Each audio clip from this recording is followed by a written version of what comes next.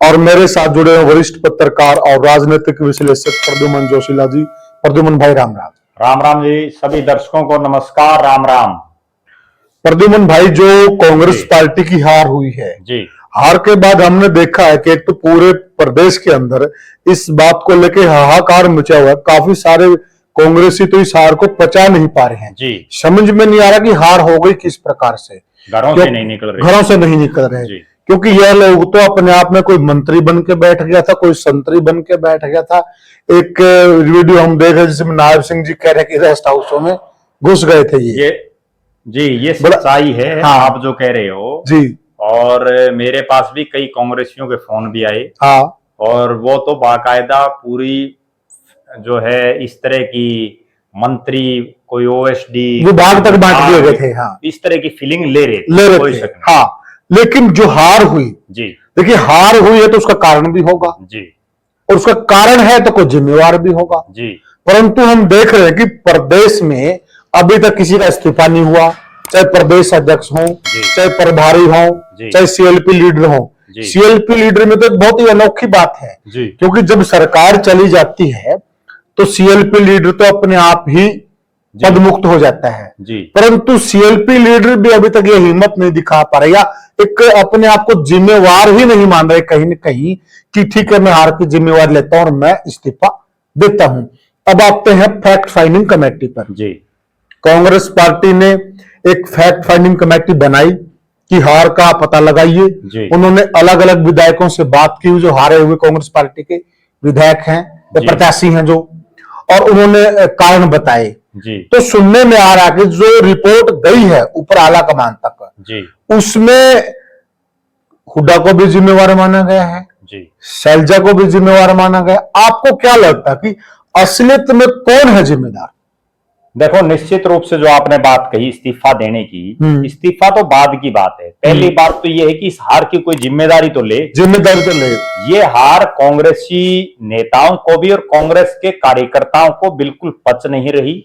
और बहुत से नेता ऐसे हैं जो अभी तक घरों से बाहर तक भी नहीं निकले हैं जी। उनको ये समझ नहीं आ रहा कि आखिर आपकी हार हुई कैसे। लेकिन हकीकत ये है कि ये हार हुई है और कांग्रेस आज विपक्ष में है। जो हकीकत है वो ये है कि भारतीय जनता पार्टी की तीसरी बार सरकार बन चुकी है और उन सब चीजों को एक्सेप्ट करते हुए गलती किसकी है उसको नैतिकता के आधार पर इस्तीफा दे देना चाहिए, बिल्कुल, और उनको अपनी जिम्मेवारी माननी चाहिए। एक बात है प्रद्युमन जी, मान लिया आज आपको कोई पद मिल गया जी और पद आपके पास रहा जी और आपने फैसले भी लिए जी, लेकिन उस पद के मुताबिक आप प्रदर्शन नहीं कर पाए हो जी, तो आपको पद मुक्त होना चाहिए। देखो, लाल बहादुर शास्त्री जी जो देश के प्रधानमंत्री रहे, जिन्होंने जय जवान जय किसान का नारा दिया, बिल्कुल, एक रेल दुर्घटना में उन्होंने रेल मंत्री के पद से इस्तीफा दे दिया, बिल्कुल जी, और ये एक बहुत बड़ी मिसाल है। इसी तरह से हमने कई बार देखा है कि जब हार हो जाती है तो हार की अक्सर जिम्मेदारी अगर मौके का मुख्यमंत्री हो तो मुख्यमंत्री लेता है, मुख्यमंत्री नहीं हो तो नेता प्रतिपक्ष और पार्टी का प्रदेश अध्यक्ष उस हार की जिम्मेदारी लेता है। बिल्कुल, यहाँ भी कांग्रेस में हार के बाद दो नेताओं को जिम्मेवारी लेनी चाहिए थी और वो दो नेताओं में एक पार्टी के प्रदेश के अध्यक्ष जिन्होंने खुद होडल से चुनाव लड़ा और वो खुद चुनाव हार गए, चौधरी उदय भान जी, उनको जिम्मेवारी लेनी चाहिए। और दूसरी जो उस समय नेता प्रतिपक्ष थे, प्रदेश के मुख्यमंत्री, पूर्व मुख्यमंत्री चौधरी भूपेंद्र सिंह हुड्डा जी, उनको इस हार की जिम्मेदारी लेनी चाहिए। एक गजब का खेल और चल रहा है प्रद्युमन भाई जी। जो शैलजा समर्थक हैं जी, वो कहते हैं कि हार की सारी जिम्मेदारी हुड्डा की है जी, वो तो बल्कि यहां तक कहते हैं कि हुड्डा कांग्रेस हारी है जी, यहां तक बात चलती है जी। और जो हुड्डा के समर्थित हैं जी, वो कह रहे हैं कि हार की जिम्मेदारी शैलजा की है जी, शैलजा की वजह से कांग्रेस पार्टी हारी है जी। तो एक ब्लेम गेम चल रहा है। देखो, कांग्रेस में ये नई परिपाटी नहीं है, कांग्रेस में हमेशा से दो धड़े रहे हैं जी। हरियाणा प्रदेश की अगर हम बात कर लें, एक समय था जब पंडित भगवत दयाल शर्मा और राव वीरेंद्र सिंह का धड़ा था। उसके बाद एक समय आया जब चौधरी भजनलाल और चौधरी बंसीलाल जी के धड़े रहे। उसके बाद एक समय आया कि जब चौधरी वीरेंद्र सिंह और चौधरी भूपेंद्र सिंह हुड्डा के धड़े हो गए। एक समय था जब चौधरी भजनलाल और चौधरी भूपेंद्र सिंह हुड्डा का धड़ा था। बिल्कुल। अब एक बार फिर से वही परिपाटी दोबारा से दोहराई जा रही है। अब चौधरी भूपेंद्र सिंह हुड्डा और कुमारी शैलजा के दो धड़े बने हुए हैं और मेरा निजी रूप से ये मानना है कि इस हार के लिए एक आदमी कोई जिम्मेवार नहीं है। अच्छा। ये सबकी हार है।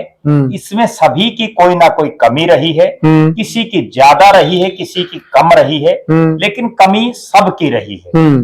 बात करें कुमारी शैलजा की, जैसा आपने कहा, कुमारी शैलजा की भी कमी रही है। उन्होंने जिन अपने समर्थकों को टिकटें दिलवाई उनमें से भी बहुत से चुनाव हारे हैं और कुमारी शैलजा भले ही उनके समर्थकों को कम टिकटें मिल पाई, लेकिन पार्टी ने उनको इतना मान सम्मान दिया हुआ है, उनको राष्ट्रीय महासचिव बनाया हुआ है, उत्तराखंड जैसे बड़े महत्वपूर्ण राज्य का प्रभारी उनको बनाया हुआ है, उनको जो है कांग्रेस की जो सबसे महत्वपूर्ण कमेटी जो है उसका उनको सदस्य बनाया गया है, जिसमें हुड्डा परिवार भी नहीं है।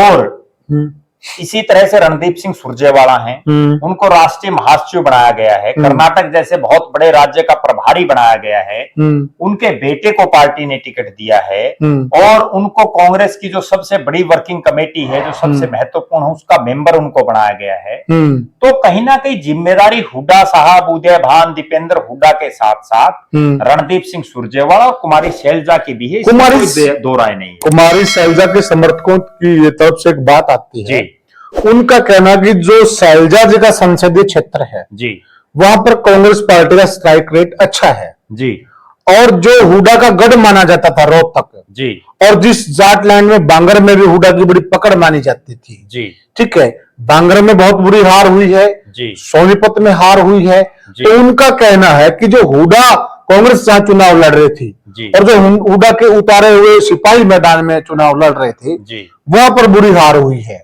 इसके लिए आप क्या कहेंगे? देखो, स्ट्राइक रेट की जहां तक आपने बात कही, दोनों फिलहाल सांसद हैं और दोनों लाखों वोटों से जीते हुए हैं।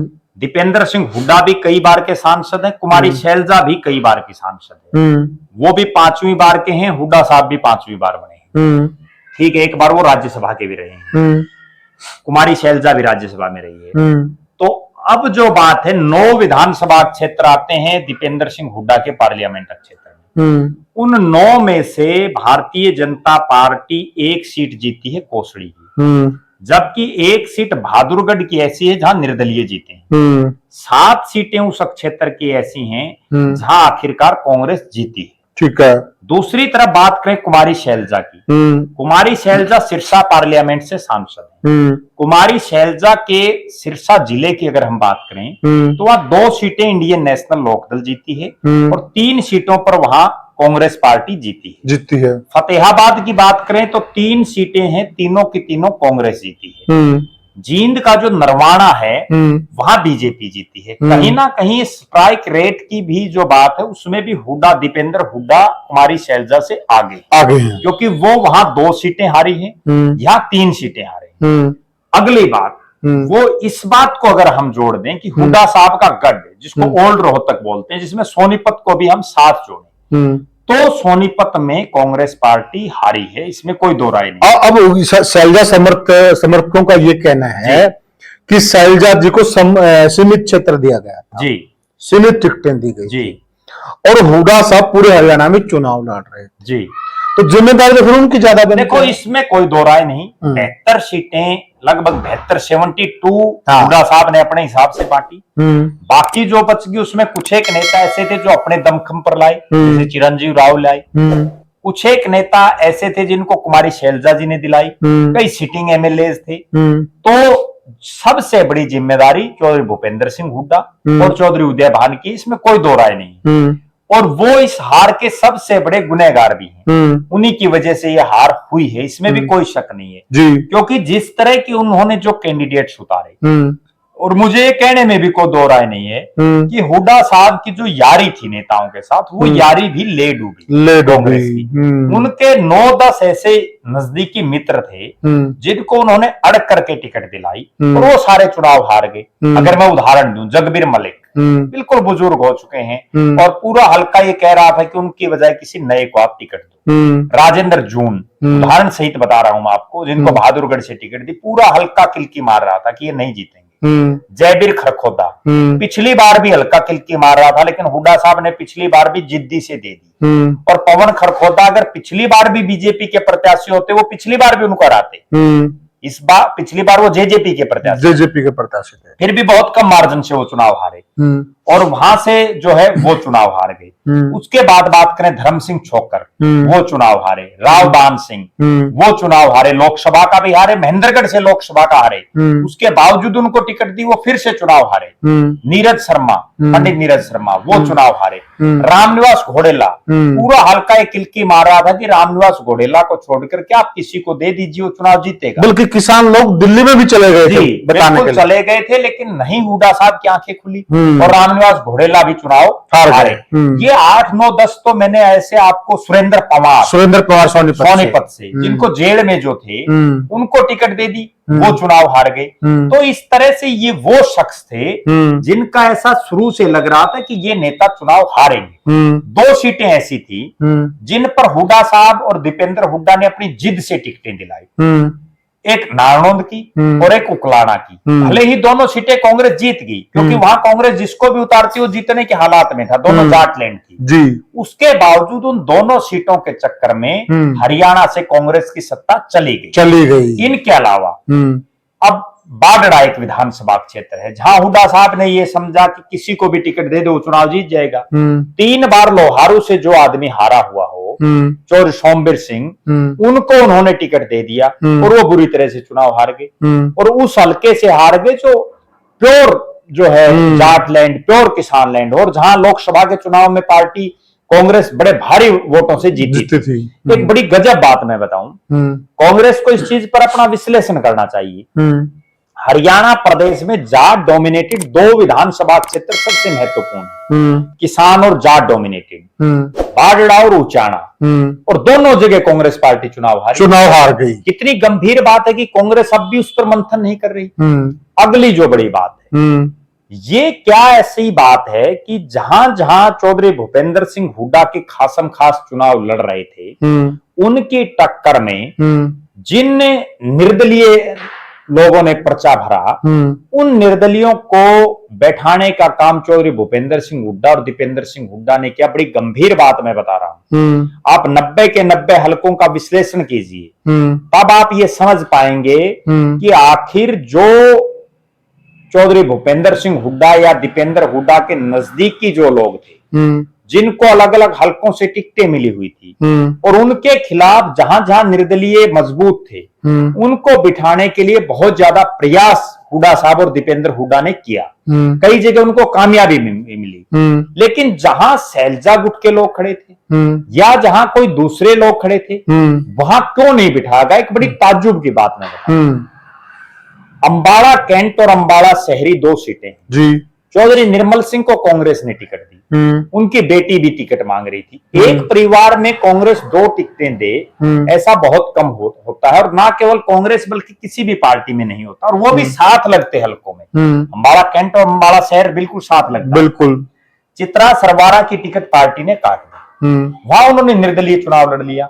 हुड्डा साहब और दीपेंद्र हुड्डा को ये चाहिए था, क्योंकि जो चौधरी निर्मल सिंह वो हुड्डा गुट के माने जाते हैं, उनको कह करके चित्रा सरवारा को बैठाना चाहिए था, या चित्रा सरवारा को किसी और हलके से दूर, जैसे फरीदाबाद की साइड उनको टिकट दे देते तो भी हम मान सकते थे। एक साथ 2 हलके। इसी तरह से बहुत से विधानसभा क्षेत्रों में हुआ। तो कहीं ना कहीं हार के सबसे बड़े जिम्मेदार चौधरी भूपेंद्र सिंह हुड्डा। हम उचाना का उदाहरण ले सकते हैं कि जो उचाना में जिस तरह से 2 जो निर्दलीय थे, विकास काला को तो हम ये मान सकते हैं कि वो हुड्डा गुट में नहीं थे, बिल्कुल, लेकिन जो वीरेंद्र घोगड़िया और दिलबाग संडील, बिल्कुल, दोनों हुड्डा साहब के नजदीकी थे, बिल्कुल। अगर चाहते या बेशक वो ना बैठते, लेकिन कम से कम प्रयास करते। करना चाहिए। उन्होंने प्रयास नहीं किए।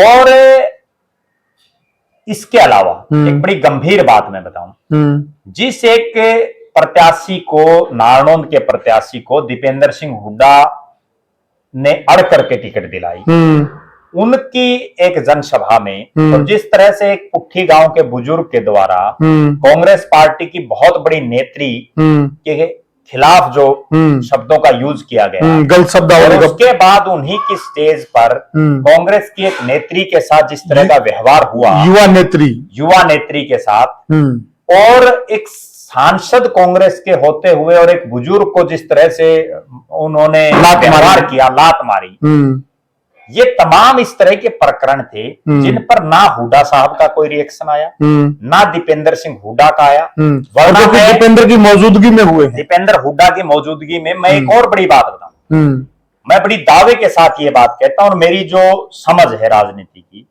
अगर भूपेंद्र सिंह हुड्डा साहब एक बयान दे देते जिस दिन कुमारी शैलजा जी वाला प्रकरण हुआ कि कुमारी शैलजा मेरी छोटी बहन है और हम कांग्रेस को मजबूत करने का काम करेंगे, ये फैसला हाईकमान को करना है कि मुख्यमंत्री कौन होगा, अगर कुमारी शैलजा बनती तो भी मेरी बहन है, बिल्कुल मैं उनको बधाई दूंगा, भले ही मुख्यमंत्री कोई बने, लेकिन अगर इतना बड़ा दिल दिखा करके और ऐसा बड़प्पन चौधरी भूपेंद्र सिंह हुड्डा कर देते तो आज नायब सिंह सैनी की जगह कांग्रेस पार्टी की सरकार होती। प्रद्युमन भाई कैसे कर देते, लोगों का ये कहना है और हमें भी नजर आ रहा है कि हुड्डा साहब ने जो टिकटें बांटी और जिस प्रकार से निर्दलीय खड़े थे उनको बैठाने का काम नहीं किया, तो कहीं न कहीं हुड्डा साहब की यह मानसिकता थी कि कांग्रेस 42-43 के आसपास रहे और मैं आराम से मुख्यमंत्री बन जाऊं। देखो, अभी कांग्रेस पार्टी के एक प्रत्याशी का एक उन्होंने किसी मीडिया के साथी को एक बयान दिया, उसमें उन्होंने ये कहा कि बाकायदा उन्होंने नाम लेकर के कहा कि जयप्रकाश जेपी ने बरवाड़ा हल्के के एक गांव में दीपेंद्र सिंह हुड्डा की मौजूदगी में ये बात कही कि 45 के आसपास रख लेना भाई।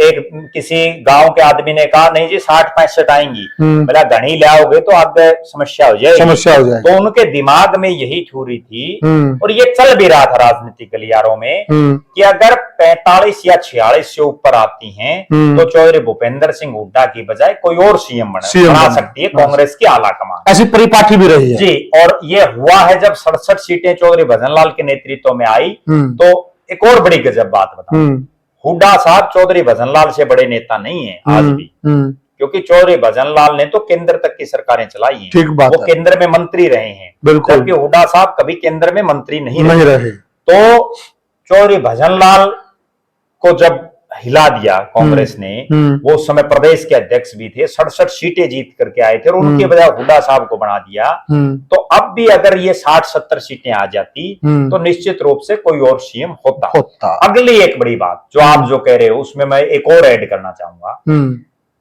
जो लोग दिन रात चौधरी भूपेंद्र सिंह हुड्डा और दीपेंद्र सिंह हुड्डा को सीएम बना रहे थे, जो बार बार एक ही बात कह रहे थे कि हुड्डा सरकार बनाएगा, हुड्डा आएगा, हुड्डा ही सरकार बनाएगा, इस तरह के गाने चल रहे थे, आज वो ये क्यों नहीं कह रहे कि इस कांग्रेस की हार का असली जिम्मेवार भी हुड्डा साहब हैं। बिल्कुल सही। अगर मतलब जीत जाते तो हुड्डा साहब की वाह, हार जाते तो हुड्डा साहब कुछ नहीं। लोकसभा का मैं बताऊं आपको, 5 सांसद जीत गए कांग्रेस के, उसमें सारे ये कह रहे हैं कि हुड्डा साहब की वजह से जीतते हैं। वो जो 5 आ रहे वो भी तो फिर हुड्डा साहब की वजह से आ रहे। बिल्कुल सही कहा आप दो सिक्के के दोनों पहलुओं को देखिए। और यहाँ एक और प्रद्युमन जी, हम बरवाड़ा क्षेत्र की बात करें, हमारे आसपास का हल्का है, बरवाला में तो कांग्रेस पार्टी के सबसे बड़े नेता राहुल गांधी जी भी रैली करके गए हैं और वो वही सीट पे हार गए। वो आप बरवाड़ा को छोड़ दीजिए पुनिया साहब, राहुल गांधी जी ने जहां जहां रैलियां की वहां सारा आ रहे हैं, सभी जगह। उन्होंने असंध से शुरुआत की, सुनिए, असंध में शमशेर गोगी के लिए रैली की, असंध हार गए। बरवाड़ा में रामनिवास घोड़ेला के लिए रैली की, बरवाड़ा हार गए। महेंद्रगढ़ में राव दान सिंह के लिए रैली की, दान सिंह हार गए। और जहां जहां उन्होंने रोड शो भी किए कई जगह, वहां भी फेलियर रहा। राहुल गांधी के पास कोई वोट बैंक थोड़ी है, देखो इस बात में कहने में कोई दो राय नेता नहीं है, पोस्टर चेहरा है, उसको पोस्टर अभी बॉय तक लोगों ने नेता एक्सेप्ट किया ही नहीं। ठीक है, कांग्रेसियों की मजबूरी है क्योंकि वो विपक्ष के नेता हैं, कांग्रेस में सोनिया गांधी जी के बेटे हैं, राष्ट्रीय अध्यक्ष रहे हैं, उनकी मजबूरी है उनका फोटो लगाना जी। लेकिन देश की जो जनता है, प्रदेश की जो जनता है, उन्होंने अभी तक उनको अपना नेता एक्सेप्ट नहीं किया है। नहीं किया। और असल में नेता वही होता है जो हार को जीत में बदल दे, जीत में बदल दे, और जो बीजेपी ने अब की बार किया है वो काम अब की बार नायब सिंह सैनी और जो उनकी टीम है उसने करके दिखाया है। तो साथियों, ये हमने चर्चा की कि कांग्रेस की असली हार के वजह क्या, आप समझ ही गए होंगे। हमने एक एक पहलू को टच किया। और देखिए, पोस्टर बॉय अलग चीज और नेता अलग चीज है। अगर कांग्रेस पार्टी ने अपना राज स्थापित करना है, दोबारा से कांग्रेस पार्टी को सत्ता में खड़ा करना है, तो उन्हें पोस्टर बॉय से निकलकर नेता की तरफ लौटना होगा, और तभी कांग्रेस सत्ता में दोबारा आ भी पाएगी। और आप क्या कहना? एक बात और मैं बताऊं, कांग्रेस पार्टी के प्रत्याशी बरवाड़ा से रामनिवास घोडेला ऑन कैमरा वो ये बात कह रहे हैं, जब उनसे एक पत्रकार, आप मानसिकता समझिए कांग्रेस में क्या हो चुका है। वो एक पत्रकार उनसे ये पूछ रहा है कि आप जिन्होंने आपकी खिलाफत की है उनके बारे में कुछ कहोगे, आप पार्टी आलाकमान को कुछ लिख के दोगे? वो कह रहे हैं कि लिख के देने का फायदा क्या भाई, कोई कार्रवाई तो नहीं होती। तो कांग्रेस में ऐसी परिस्थितियां बन गई हैं। हिसार में एक आपसी द्वंद्व चल रहा है दो बड़े नेताओं में, जयप्रकाश जेपी, मैं बिल्कुल नाम लेकर के बोल रहा हूं, और दूसरी तरफ प्रोफेसर संपत सिंह। भले ही आपस में संपत सिंह के बेटे गौरव संपत नाम नहीं लिख रहे, लेकिन उसके बावजूद जो उनकी वर्डिंग है सोशल मीडिया पर पिछले 5-7 दिन से उनकी चल रही है, जिसमें वो बार बार टारगेट कर रहे हैं एक नेता को, और वो नेता भले ही उनका नाम ना लिख रहे हो, लेकिन वो इशारों में जयप्रकाश जेपी पर टारगेट कर रहे हैं, कोई दो राय नहीं है। और अभी तक उस पर कोई संज्ञान पार्टी नहीं ले पा रही है, जबकि प्रोफेसर संपत सिंह और उनके बेटे भी कांग्रेस में हैं और जयप्रकाश जेपी भी कांग्रेस में। प्रद्युमन भाई, इसमें असली जड़ ये है कि यहाँ कोई कार्रवाई होती ही नहीं। देखिए, प्रद्युमन भाई ने जिस विषय की तरफ इशारा किया है, हम उस विषय पर भी एक अलग से वीडियो बनाएंगे कि कांग्रेस के अंदर बात तो रखी जाती है पर उनको तरजीह नहीं मिलती, उन पर एक्शन नहीं होता है, और एक्शन जब नहीं होता तो परिणाम इस प्रकार के निकल कर आएंगे। तो आप क्या मानते हैं कि असली हार की जड़ कौन है, किसकी वजह से हारी कांग्रेस? आप भी हमें कमेंट सेक्शन में बताइएगा, और वीडियो को ज्यादा शेयर कीजिएगा, चैनल को सब्सक्राइब कीजिएगा, लाइक कीजिएगा। आप आपसे लेते हैं साथियों विदा। राम राम साथियों, राम राम।